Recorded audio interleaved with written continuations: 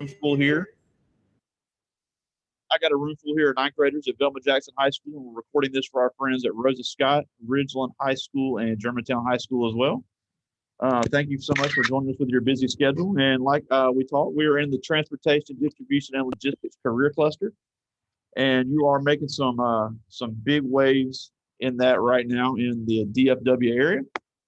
Yeah. From right up the road here in Chula, from Holmes County, which is just a few minutes away from where we are right now. Okay. Yeah, I'm from Chula. So I know you do have a presentation you want to show, so you can share your screen and have the floor and talk about your journey into this, because I think it's pretty cool from what I know about it. Okay, so let me give you guys a background about me. So I've been trucking since 2018, and we went full on in 2020. So it's crazy to go full on in the middle of a pandemic, but we did it. We still here through all the ups and downs. But I love trucking. I love logistics. So it's just come second nature to me right now. So I'm going to do a brief overview because I know a lot of this may be foreign to them.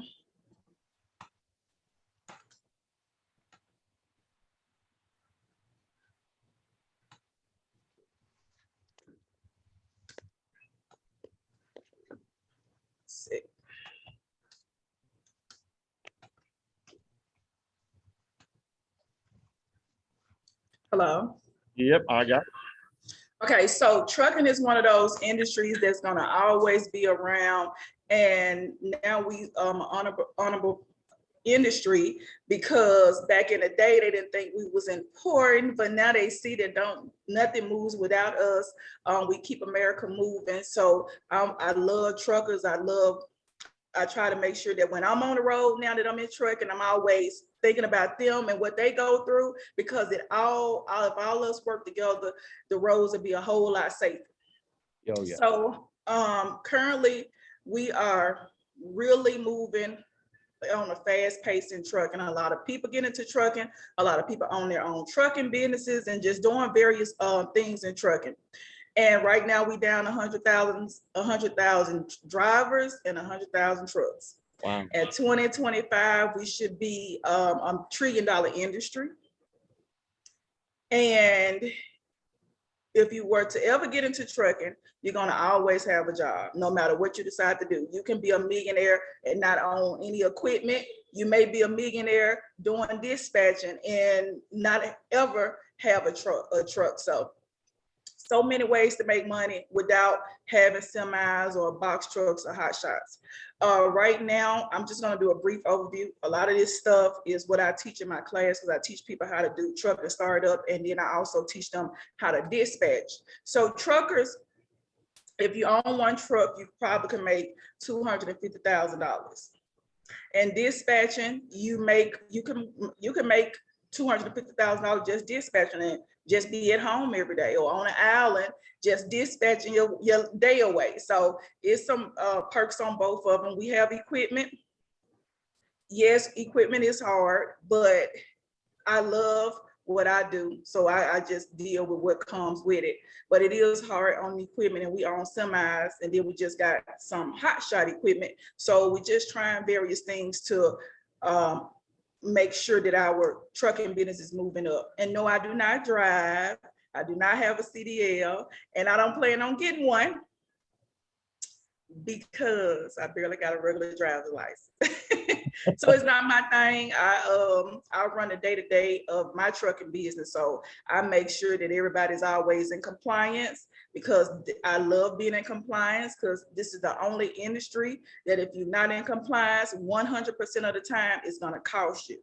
So I try to make sure everybody is following the rules on the road and keeping everybody safe.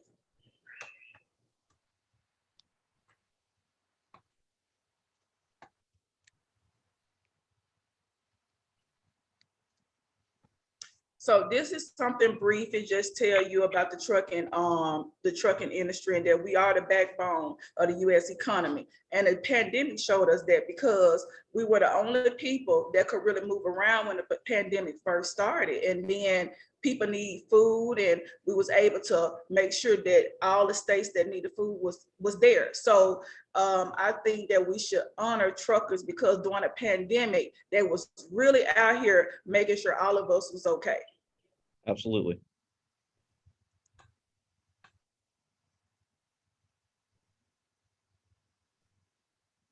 And I'm gonna move around a lot because they just want to know a lot about this stuff.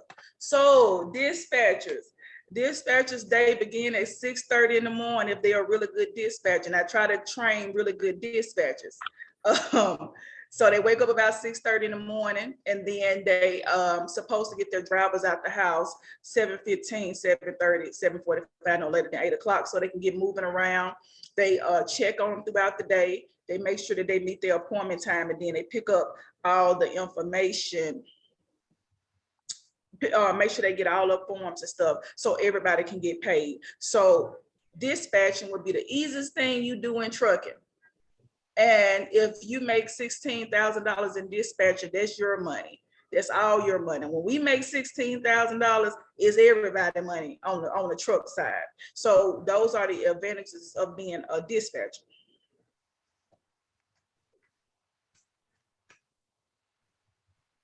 And so when I'm training my clients, we go over all the stuff that they would need to be in compliance. Trucking is one of those industries that your fees would be very expensive just before you even get a truck. So you'll probably need about $5,000 to even do the forms for trucking. Wow. Your tag would be $2,000. The average amount to start a trucking business when I started was about $30,000. Right now it's about 60 because trucks are expensive. We got a truck shortage and stuff just weird now. So if you didn't get in trucking a year or two ago, it's kind of hard because who has $17,000 to put down on a truck? People do, but that's not what I train my people to do. So when I got my first truck in 2020, my down payment for my truck was $7,500. My clients paying $17,000. Yeah. So they are really pushing up everything. So I'm sure it's an inflation getting ready to come. But we in inflation. I'm sure it's gonna be really bad over the next couple of months, because after a while, because we need truckers, then they can't afford to even get out here to even make sure that we okay. Yeah.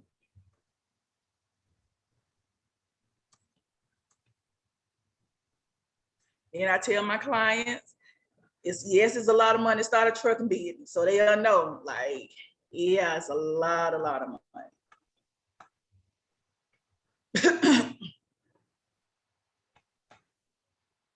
So before you even start a trucking business, you'll need about 5 to 10 forms to make sure that it's in compliance. This don't have nothing to do with if I'm training you. These are federal laws that is in place to make sure that we okay, and make sure that they know what type of commercial vehicle is always on the highways. Now, right now, if you guys plan on getting your CDL, prior to February the 7th of this year, you could go anywhere and get your CDL. You can go pass your test, excuse me.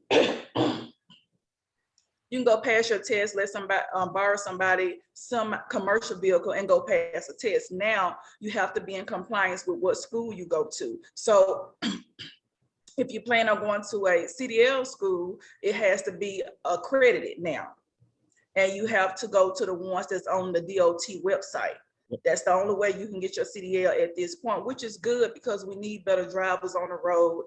We need people to know what they're doing and try to really just keep us safe. Like now that I'm in trucking, it's all about safety for me. I have trucks. The only one I rode in was the duty truck. So I don't like them. I drove around the block in one because I had to make sure it worked, and that's all I did. So I'm really strict on how I deal with commercial vehicles. Yeah, and along the same lines, you talk about people needing to be safe on the road, but I hear a lot of students say, and I've been hearing it for years, uh, it don't matter about education. I'm just going to drive trucks. It's easy. I don't have to do anything for that. You know, obviously there's a national shortage of truck drivers, but you're not just going to hire anybody. You know, No. because obviously they got to have the CDL and compliance, but people, these kids will understand when you are a truck driver, you are the face of that company. There is some customer service skills involved. Obviously, the safety skills involved. You can't just wake up when you want to. There's a very strict deadline because, yes, it's a lot of money, but these businesses are paying a lot of money to have things shipped there in time and intact. Exactly. So one, we don't hire new people because that's our equipment, and we're not a big company to hire just anybody. We like for them to have experience. Of course, if it's certain people that may not be experienced on the trailer, we would train them on certain trailers, but no, they have to really know how to drive.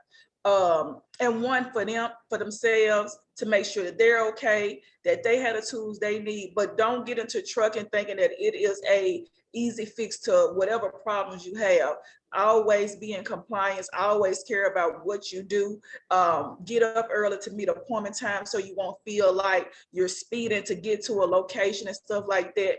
So yeah, you make money, but it's also dangerous. Yeah. And making sure that you know what you're getting yourself into when you're doing it. Us, we would love to hire a lot of young people, but that's just not what we plan on doing. Young people really don't understand your logistics, and it may become a problem because they like stuff so fast. And trucking, and you may be sitting over for 7 hours, and you got to have patience. You got to really just love what you do. And if you can do that, then yeah, trucking is for you. But this is a patience thing because stuff could happen. No 2 days in trucking is the same. You could break down 3 days in a row. You got to have patience. We broke down 2 times in 1 week when the new year came in. Hold on one second.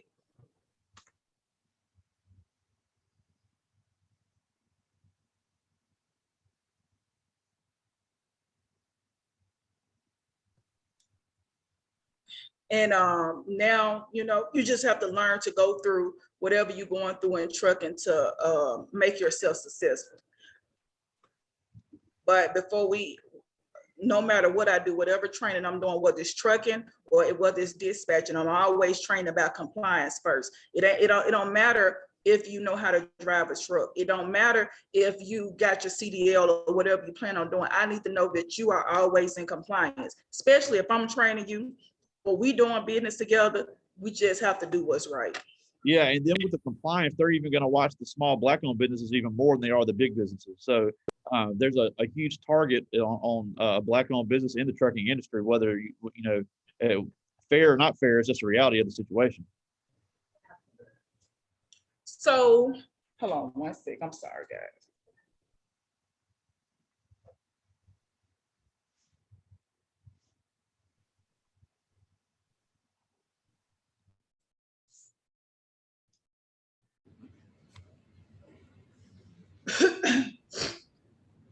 All the lights on. Turn this light on right here. So yeah, I am a black truck owner. But so this is how it go. When trucking when originated, it was an all white industry, and now is a lot of minority people are getting into trucking. At first, we'll get a black men some leverage, and they gave the black men some, and then they started accepting women, and then it was the white women that was able to do it. Now black women getting into it, and it's like we always fighting for our life. Like I have a lot of issues with people not respecting the fact that I own trucking business, but at the end of the day, because I do good business, I have to let them know that I run this show, and however they feel about it is it is what it is. Close it up, dude. You can do it from this side. It is what it is. So making sure, hold on one second.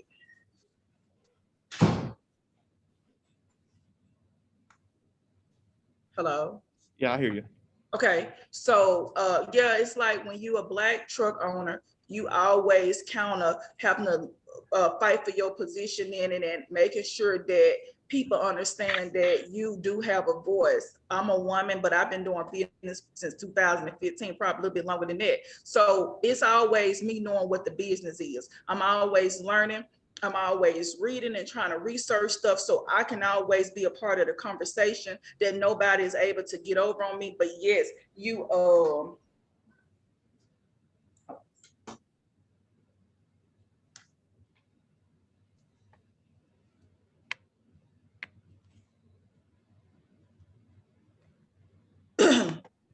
so yeah, it was but now a lot of women are getting into it and they doing really, really well. But it's like when you get women stuff, it goes better. We work harder. If they out there driving, women gonna be your safest drivers. And let me tell y'all a story real quick. So my dad been in trucking over 30 some years, and he had his own trucking business, but now that he older, he just want to make sure he got his benefits and stuff. And I end up getting into trucking, and my sister, she thinks she pretty. Like, I never thought she would be able to go to get a CDL and do all this stuff. So she went and got a CDL in December, and she got every endorsement that you could have, which is unheard of with women. And I'm so excited. My brother went and got his CDL the beginning of January. My cousin went and passed his test 2 weeks ago. So my family see the purpose and benefits of it, and all of us, I'm slowly getting them into it. I'm slowly getting them into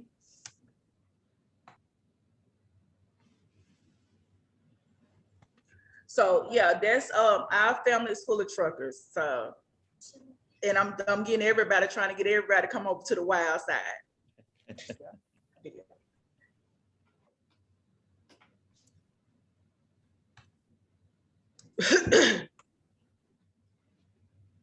And I know you guys have heard me say compliance, compliance, compliance. When I'm training my people or anybody, I like for them to know even a small stuff will cost you a fine in trucking. Or cost you a job. Yeah. Yeah. So it's not just some simple job. You are 100% correct. It might be the most compliance-based industry in America. The number one. You got to be in compliance at all times. So you see people, and this is how I train my people. You see people with all these fancy letters on the side of their trucks. They have to be in compliance with even the letters on the side of their truck. Wow, so they have, I did not know that. Yeah. So before the DOT has to see the numbers 50 feet from that truck. It's a method to this madness. Wow. Down to the letters on your truck. So you can see people, and I'm always driving and I'll be like, they not in compliance. They not in compliance. But I just love trucking. So I see things in different lights now. And you have to make sure that if you were to get into trucking, like I said, the smallest things will get you a $5,000 or $10,000 fine.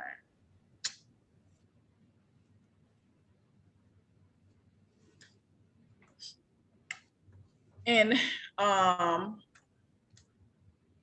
even with my baby, when I'm training, and by the way, guys, I teach by day.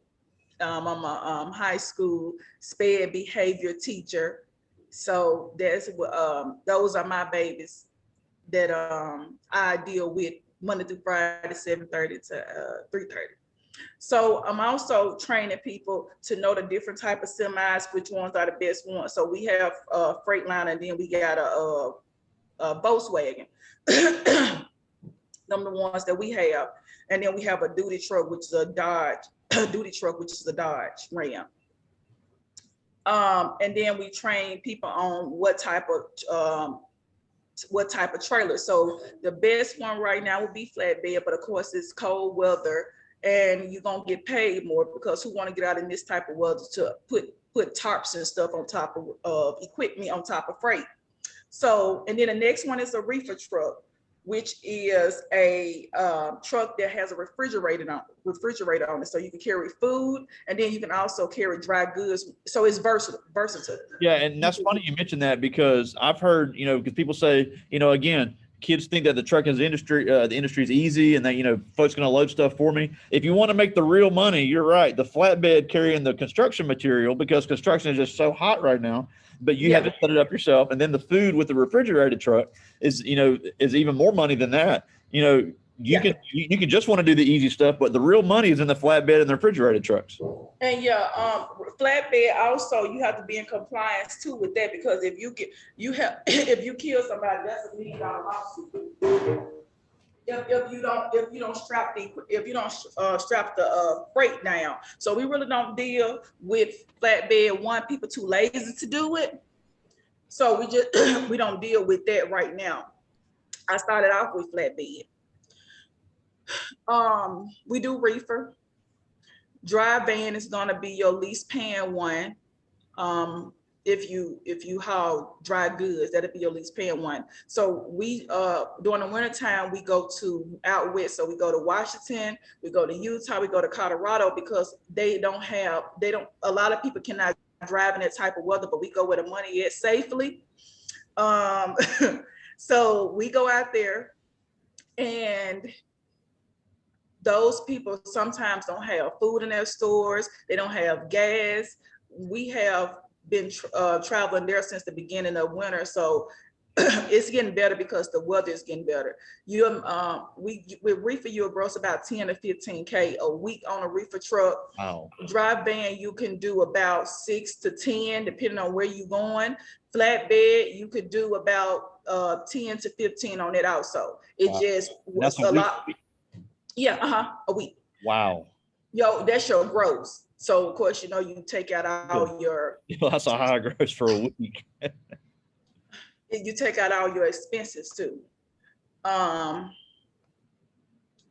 For people who want to get their CDL or Class A, you can drive loads over 26,000 pounds. For a Class B, you can only drive loads under 26,000 pounds. And this stuff, I know when I'm teaching people, or just talking to people about trucking, it may be the smallest things. You'd be like, why are you telling me that? But when you get into trucking, you'll understand that the little stuff is just important as the big stuff. Knowing what type of equipment you have, what type of CDL you have, CDL license CDL you have, to make sure that you always in compliance. We're not the type of people that are gonna put anybody on the road, because I don't want to be responsible for a driver getting killed or a driver killing anybody.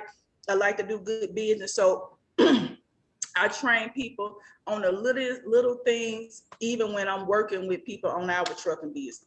Cherrell, I do want to get to I do want to get to some of these questions. I do have a lot, and some of these are really good from the students. So I want to get to as many as I can. Okay.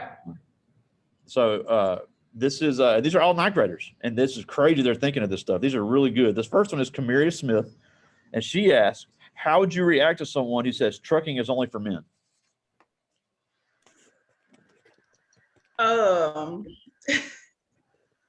Well, they told me when I first got in, you need to go back to teaching. Now I teach people how to start trucking businesses. I don't listen to stuff like that.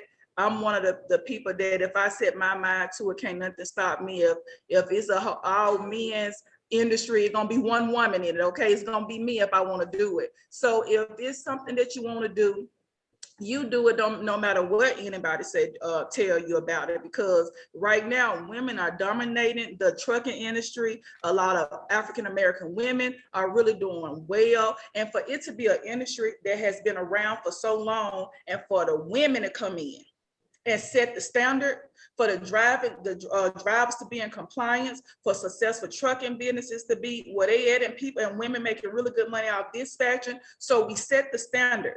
And they have to follow our standard now, because the Black women getting out and they driving. I have rarely seen any white drivers. I'm sure that white women driving, but I see a lot of Black women driving now. So, and of course, white women are in trucking, or other race of women are in trucking. But right now, at this present moment, African-American women, especially, and then African-Americans in the whole, are really dominating the trucking industry. Oh, absolutely. This is Dakala Nettles, and she asked, what was the most challenging part of getting your business started? Well, my truck got hit 3 weeks after I brought it. Ooh. That hurt my feeling. It hurt really, really bad to was tough. And then I had quit teaching for the 13,000th time. And because I knew that I was going to be a millionaire in 2 weeks, and then truck got hit in 3. But God, and when it happened, I just asked God, what you trying to tell me in this moment? And he didn't want to bless me when I went to Miami and post that picture in front of my truck because I was all excited. He didn't want to bless me there. He wanted to bless me in the midst of my truck getting hit, so that I'm able to, so when I'm training people come along in my life, that they know that they can do it no matter what. I didn't have no loan from the bank. This was all savings money. I was just making sure that I was okay because I knew this was something I wanted to do. So when people hear my story, they're able to come over and know they can do it too. So my testimony, it wasn't just for me, it was for other people. So it was the hardest part of my life, but here we are a year and a half later, still growing. And it was hard. It was some dark times, and I felt like I wasn't as financially stable as I wanted to always be in my life. But you learn in adversities, and that's what I did. That's awesome. Yeah, and then driver. So I don't have a CDL, and sometimes at the beginning, I felt like if I could drive my truck, a lot of things wouldn't happen the way they was happening for me, or just the respect level too. And I realized even if I had my CDL, I wasn't gonna drive. So I just sucked that up and just doing business how I do it. A CDL is not for me, driving is not for me, and I'm just gonna operate in my own lane. Yeah, and then and you talk and how appropriate during Black History Month. Right now in the United States, and this is not an opinion. This is the numbers to back this up. Right now, Black women are the highest percentage of educated individuals in the country. Oh, absolutely. And it's not even close. So I think that, the fact that you mentioned the Black women in the trucking industry is important, especially during Black History Month, because there's a lot of opportunities that are being opened by people like you that are setting the bar, and there's more and more opportunities for people to get in and make a really good living. But this was Lamar Kennedy, and he asked, and I know, and we didn't even talk about this. I didn't even tell them about this, but I know you've been involved in many businesses and as well as teaching. But he asked, have you thought about any other careers if you ever got sick of the trucking industry? Well, I'm actually in real estate school, so I finished this month. I'm never not learning. So I want to be a lifelong learner. I'm a lifelong teacher, lifelong learner. So I never stop wondering what else is out there. Reason why I'm moving to try to leverage. So with trucking, something gonna always need to be transported to ships and boats ships and railroads able to pull up into a store. You're gonna always need trucks. So I got into a business that's gonna always be lucrative for me. Everything you own was been on a truck. Yeah. So I that's my number one. Then we went over and we said, okay, well, what else we need to do to make sure that, because after this year, I don't plan on teaching anymore. So I said, what else we need to do to make sure that we're gonna have income when we get older? So we into real estate now. I brought my baby her first property in 2019. We went into Airbnb last year, and then now we actually about to do investment properties. So as long as somebody needs somewhere to stay, you're gonna always make money. As long as somebody needs something transported, you're gonna always make money. So now we just do big business, and those are the only two industries we plan on doing for pretty much the rest of our life, outside of me teaching courses, because I love teaching and I just do it on my terms. Well, ultimate hustlers. This is America Jones, and she would it be possible for somebody to start driving trucks fresh out of high school? I mean, you can get your CDL. Different states require you to have, they just different requirements. But right now, I just read an article and I posted on social media about, I think it's Arkansas that allowed you to get a CDL while you in school. So things are changing. You can definitely get out of school and go get your CDL. But let me tell you, just because I talk about the numbers and the money sound good, think about what you're doing, because your life is on the line, other people's lives are on the line, because it is hard sometimes. And like back here when we had a blizzard, we had our first blizzard last year, my driver called and said, I can't, he attempted to get in the truck. He'd been driving for a long time, but he attempted to get in the truck. And he was like, he called me, he said, I can't drive in this weather. I said, sit it down. It's okay. And I still paid him for that day. Because he could have went out there thinking that we gonna make some money and put me in another situation where my equipment was back in the shop. So just knowing like the weather and stuff and logistics, really, you can get one. Just look into your state requirements. All right, and we didn't talk about this either, but this is Eddie Myers, and he's asking your educational background, what type of degree you have. I went to Jackson State University, the Jackson State University. I have a BA in history. So I started out being a history teacher. Now I'm in SPED. I've been teaching since 2015, off and on, trying to get my entrepreneur skills flowing throughout this process. But you can do everything you want to do. I teach by day, really teach in schools. And then I own a business and I teach courses and I do a lot. I don't know how I do it, but I do a lot. It really is amazing.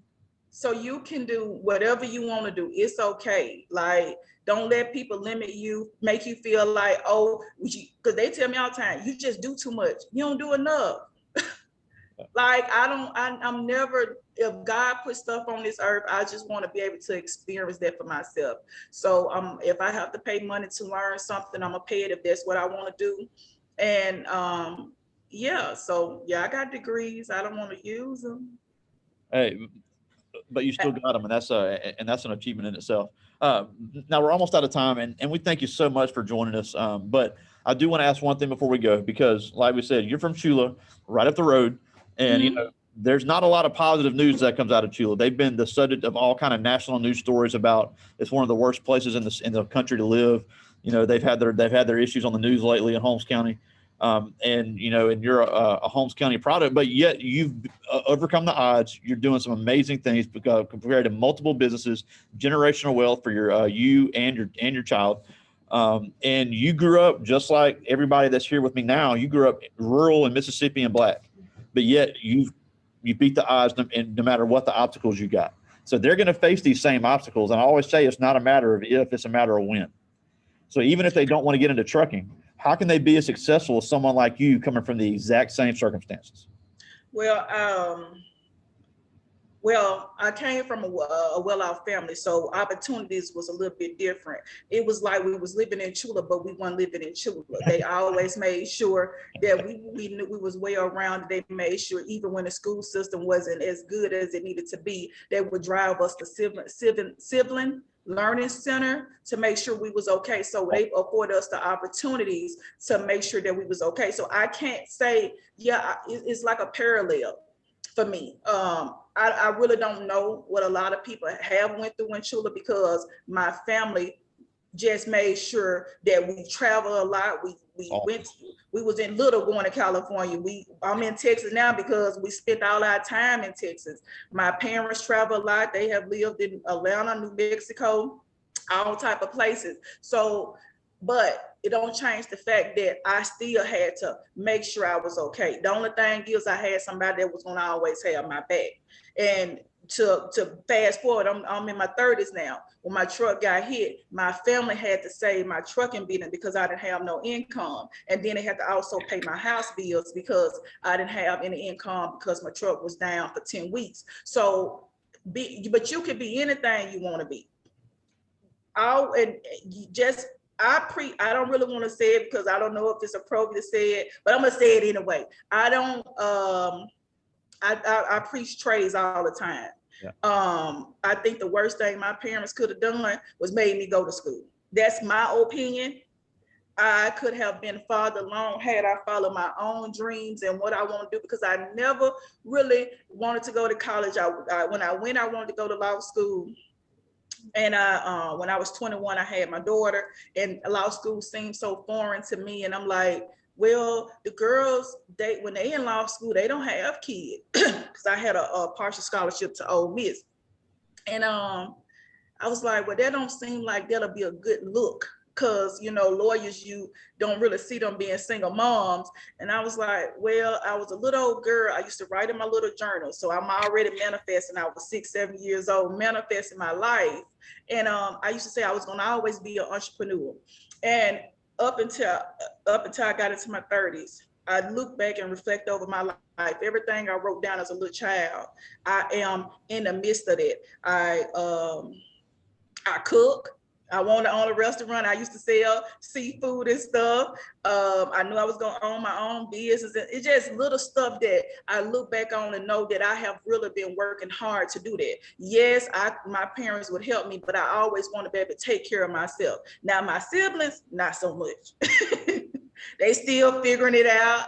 Hopefully when they get in their 30s, they'll have it figured out. But I preach trades. With my child, we don't even talk about college. Now, if it's something she want to do, she go to HBCU, preferably Jackson State University. But if not, you know, that's what we want her to do if she want to go to college. But it also have to be something she gonna make money. You're not going to college for an art degree. Okay, we ain't paying for that. You got 100% on that. You got 100% agreement from me on that. I tell them all the time, unless it's a career that requires a degree, you need to just get the training to learn to do it. Especially in Mississippi, we got a great community college system that has the trades available with scholarships available. You can go learn how to computer engineering at Holmes for free if you have a 20 on the ACT at Holmes Community College. So I'm with 100% on that.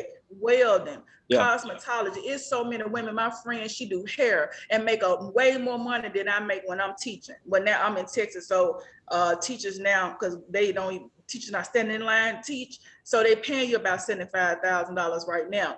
But she makes, when I was in Mississippi, when I taught 1 year there, and when I was teaching in Dallas, starting off, she was making way more money than me. And I went and got a degree, and I had resentment for going to get degrees because we all started together. All my best friends, we best friends now. We all started together. Only 2 of us went and got degrees, me and my cousin, which we a month apart. So we best friends naturally. Me and her dad and my dad are brothers. So we went to college together. We the only 2 got it because our parents, when they would make us feel like they wouldn't do nothing for us. We ain't getting no degrees. We had to go do certain stuff. I actually got into nursing when I started school because all my family was into it, and they made me feel like that's what I had to do. And I went and I'm like, why would you want me to do that? I hadn't passed any science classes, and I went there. Lost my degree, lost my scholarship because I was going into stuff that was not for me, following other people's dreams. And then when I got into history, guess what? I went and I excelled because that was my comfort zone. Yeah. So we don't preach college in our house. We don't do that. Now, Addison, she can go be a doctor, she can go be a lawyer, she can go be a nurse, she can go be an engineer, she can go do all that if that's what she planned on doing. But all these music degrees and history degrees, And then her mom's doing all this stuff. Relax, you could just chill. I hope you don't need a degree to become an entrepreneur. You just need the experience and the skill. You just need consistency and discipline. That's it. That's all you need. And had I did what I wanted to do, I saved myself a whole lot of student loan money. And that's the other thing with the cost of college now. Unless it is absolutely necessary for your career, it really isn't. Or if you have a full scholarship, that's fine. But if you don't have the full scholarship and the specific need for a degree in your career path, I'm with you 100%. Look for look for the community college associate's degree, and I think that'd be a much better financial fit for most Americans. A lot of people. But yeah, like I said, Addison, I pray she live a very long life. I will a long life so that she able to take on what we trying to do, generational wealth in our family. Like I said, I never came from a family that didn't know about credit. My mama made sure that when we got into, before we even don't you go get no credit cards and spend all your money. Max out credit card. Guess what I did when I got to college? Got my first Victoria's Secret card, maxed it out. Ooh. And so I can't never say I didn't have people that did not know what I needed to know about life skills and stuff. But I know you guys have to go. I would love to talk. We are at the time. We're actually on a shortened schedule today that I just found out. But we thank you so much for joining us. That is some great advice, some great inspiration. You're doing so many great things out there, and we're proud to call you a Mississippian. But we know you're doing some big things out in DFW. But guys, I hope you have an amazing day. Y'all be safe when you get ready to get out into the real world. Just always be a good person. They're going to come back to you. Always do what you want to do, whatever makes you happy. But my name is Cherrell Green. It's been a pleasure talking to you guys. I hope that you guys do well in life. Thank you so much, my friend. I'll talk to you soon. Okay. See ya.